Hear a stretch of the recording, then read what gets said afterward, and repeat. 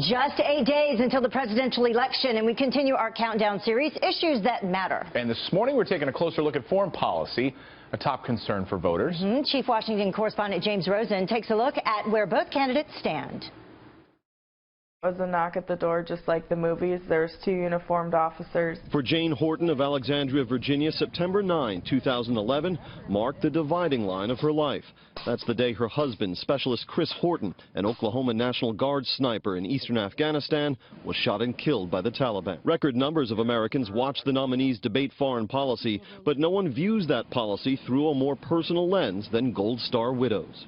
There hasn't been any talk, barely any talk about veterans. There's been virtually no talk about Afghanistan, and we're still not addressing the issues. Indeed, October saw 3 Americans killed in Afghanistan, and indeed, Afghanistan rated only one passing mention in the 3 presidential debates. Instead, the nominees sparred over Russia and who would be tougher on Vladimir Putin, on Iran and the nuclear deal Mrs. Clinton pursued as Secretary of State, finalized by her successor, and on the broader Middle East, where Clinton struggled to ride the waves of change during the Arab Spring. During the overthrow of longtime ally Hosni Mubarak in Egypt, Clinton urged caution, but she pushed for the military campaign that toppled Muammar Gaddafi and left Libya in the chaos that spawned the Benghazi attacks. Likewise, Clinton helped manage the U.S. withdrawal from Iraq that allowed ISIS to gather strength there and in Syria. And she failed to persuade President Obama to funnel weapons to Syrian rebels early on in that country's civil war.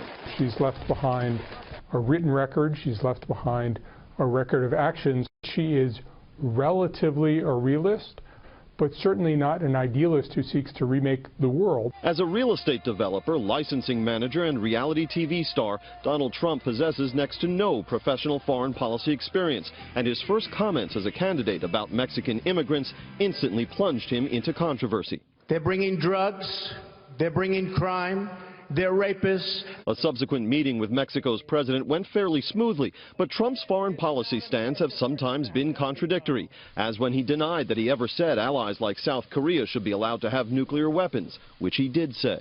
So North Korea has nukes. Japan has a problem with that. I mean, they have a big problem with it. Maybe they would, in fact, be better off if they defend themselves from North Korea. Maybe we would be better off. Including with nukes, yes. Elsewhere, Trump has said U.S. allies from Saudi Arabia and the Persian Gulf to NATO states in Eastern Europe must start paying more to receive American security guarantees, calls in which some foreign policy intellectuals discern a Trump doctrine. In Washington, James Rosen, Fox News.